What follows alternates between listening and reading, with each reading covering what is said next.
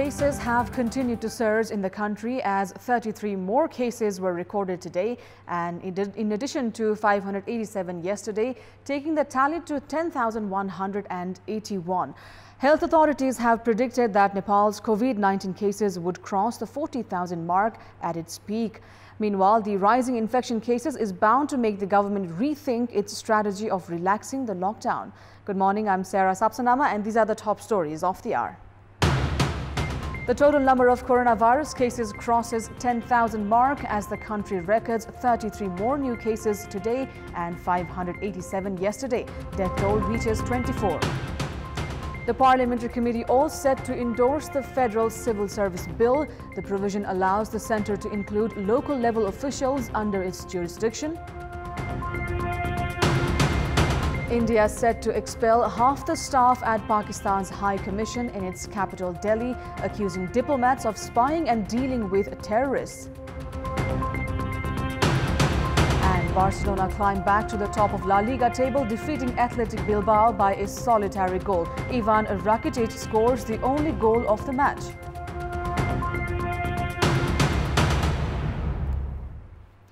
The total number of coronavirus cases has crossed the 10,000 mark as the country recorded 587 new cases yesterday and 33 more this morning. With this, the total number of cases has reached 10,181. The death toll, meanwhile, has reached 24. Baglung reported 9 cases this morning, while 7 cases were reported from Siangja. 5 cases each were reported from Kaski and Lamjung, 3 from Nawalparasi East, and 1 each from Tanohu Gorkha, Parvat and Chitwan districts. The latest COVID-19 death was recorded in Dailek's Dulu on Monday night, where a 45-year-old man succumbed to the virus. The man had been receiving treatment for tuberculosis at Karnali Provincial Hospital for the past 2 months and had tested positive for coronavirus on 18th of June. This is the second death due to COVID-19 reported from Dailek so far. Kailali reported the highest 62 coronavirus cases yesterday. Additional 49 cases were reported from Sudur Paschim yesterday. 50 cases were reported from Putan, 48 from Palpa, 39 from Dhanusha, 29 from Gorkha, 22 each from Dailek, Nawalparasi East and Parvat yesterday. With this, 16 districts have now reported of over 200 cases so far. Meanwhile, the government has warned of taking actions against protesters demanding for tests through the PCR method of people entering the capital from other districts. The Health Ministry has said tests through PCR method will only be carried out on those who show symptoms and has warned against taking actions against house owners and others who pile unnecessary pressure on the government.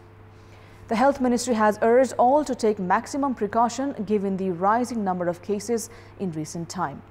Meanwhile, the number of tests through PCR method dropped by 1,200 yesterday to 4,995.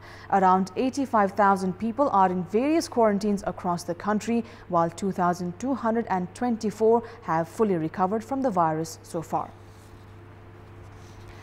Moving on, lawmakers of the National Assembly have heated arguments in various contemporary issues of the country, including the coronavirus pandemic, ongoing lockdown and the Citizenship Bill. In the meeting of the Upper House yesterday, lawmakers representing the main opposition Nepali Congress criticized Prime Minister KP Sharma Oli for his misleading statements on coronavirus. Likewise, they alleged the government of its unilateral ways, riding on the majority in national issues such as the Citizenship Act amendment. Lawmakers of the ruling Nepal Communist Party, however, defended Prime Minister Oli and the government's decision. They claimed that the Citizenship Act Amendment Bill is in favor of national interest. The State Affairs and Good Governance Committee under the House of Representatives is all geared up to endorse the Federal Civil Service Bill that would allow the central government to include secretaries of provinces and administrative officers of the local levels under its jurisdiction. Federal Affairs Minister Hridayesh Tripathi stepped back from the earlier decision after citing that there was undue pressure from the Prime Minister. The Federal Civil Service Bill was tabled at the Parliament Secretariat on 11th of March last year. Since then, the committee has held 54 meetings to discuss on the bill. There is a dispute among members of the committee regarding the provision of chief secretaries and secretaries of provinces and administrative officers of local levels. Lawmakers of the ruling Nepal Communist Party, meanwhile, are divided on the issue. Lawmakers representing the then CPN-UML faction are in favor of including these officials under the central government's surveillance, while lawmakers of the then Maoist Centre, Nepali Congress, Rashtriya Janata Party and Samajwadi Party are against the provision, citing it is against the norms of federalism.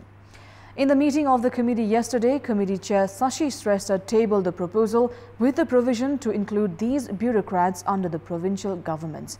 However, Minister Tripathi, who was in favor of this provision earlier, changed his stand and sought time to decide on the fate of the bill from the party itself, like in the case of the Citizenship Bill. The committee, in the meantime, assigned Minister Tripathi to strike a consensus on the bill at the political level. Now, there has been a huge sigh of relief for the government at this time of economic recession, as large taxpayers have deposited over 13 billion rupees within a week in the state coffer. The government has collected revenue worth over 24 billion rupees after it eased the lockdown.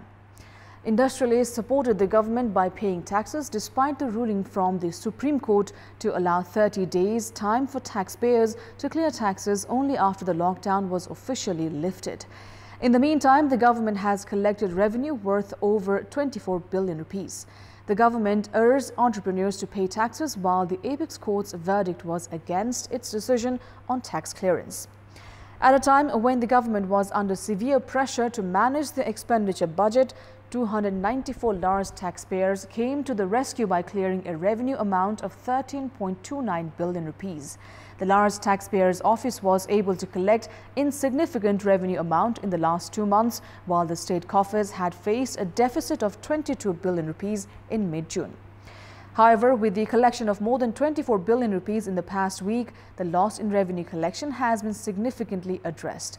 Surya Nepal paid the highest 900 million rupees, followed by NCell with 800 million rupees and Global IME Bank with 700 million rupees. Likewise, Agriculture Development Bank with 620 million rupees and Everest Bank with 600 million rupees are among the largest taxpayers. Meanwhile, among the 681 taxpayers, product-oriented industries and tourism sector have not paid their taxes. The Standing Committee meeting of the ruling Nepal Communist Party is to be held later today. Among several major agendas, the meeting is to dwell on the disputed American Assistance Millennium Challenge Corporation (MCC), government's performance so far, and the coronavirus spread, among others.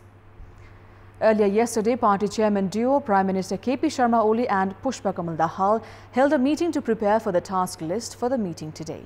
The meeting held at the Prime Minister's official residence in Balwatar was attended by Vice Chairman Bamdev Gautam, General Secretary Bishnu Podal and Standing Committee member Janardhan Sharma.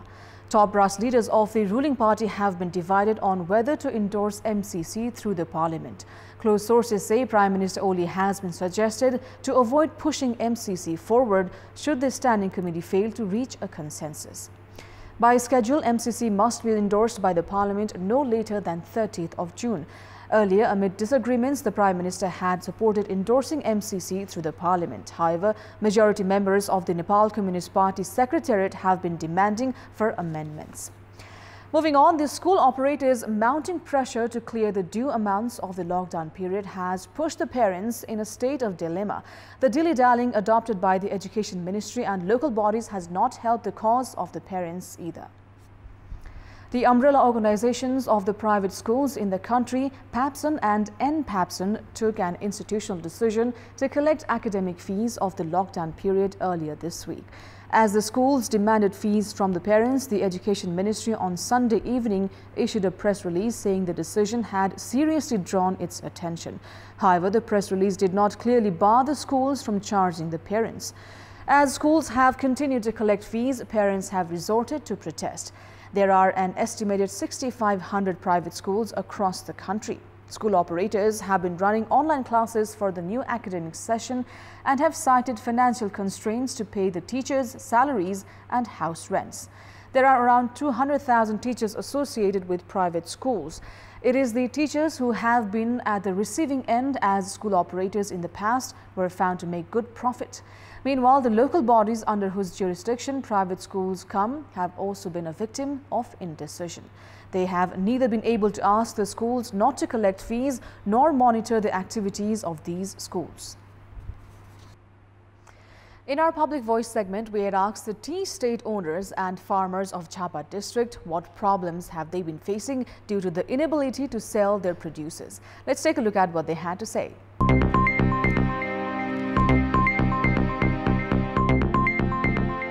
India सरकारले chia लगायत अन्य बाली समेत रोकेको छ र यसबाट हाम्रो impact भनेको हामीले अहिले मजदुरको 5 महिनादेखि तलब यहाँ काम गर्ने मान्छे पाउन सकेनौं। यो नयाँ सिजनमा कोरोनाको कहरले गर्दा पत्ती फारेर फाल्नु पर्यो, फर्स्ट फ्लसको पत्ता।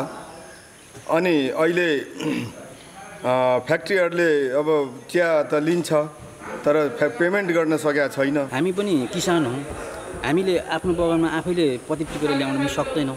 केही कथामा हामीले लेबरहरु लगाइरहेका हुन्छौं, लेबरहरु बिचारा मजदुरहरु काम गर्नुहुन्छ, उहाँहरुलाई दिने पैसा हामीसँग पनि हुँदैन। अहिले हामीलाई चल्नै गाह्रो भइरहेछ। एकपटि रासायनिक मलको समस्या त छँदैछ, अर्कोपटि अलिअलि 2-4 किलो जति भएको टिपेको पत्तीको फ्याक्ट्रीले पेमेन्ट गर्न नसकेर अहिले हामीलाई धेरै गाह्रो भइरहेछ। बैंकलाई बुझाउनु पर्ने किस्ताहरू बुझाउन सक्ने स्थिति हुँदैन।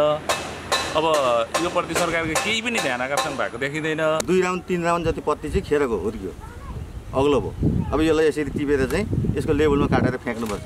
किसानबाट पत्ती लिने हो, त्यही चिया बेचेर किसानलाई पेमेन्ट गर्ने हो, किसानले मजदुरलाई पेमेन्ट गर्ने हो। यो सबै ब्लक भइदियो क्या। चिया बिक्री नहुने बित्तिकै किसानलाई कहाँबाट दिने, किसानले मजदुरलाई कहाँबाट दिने, समग्र ठप्प।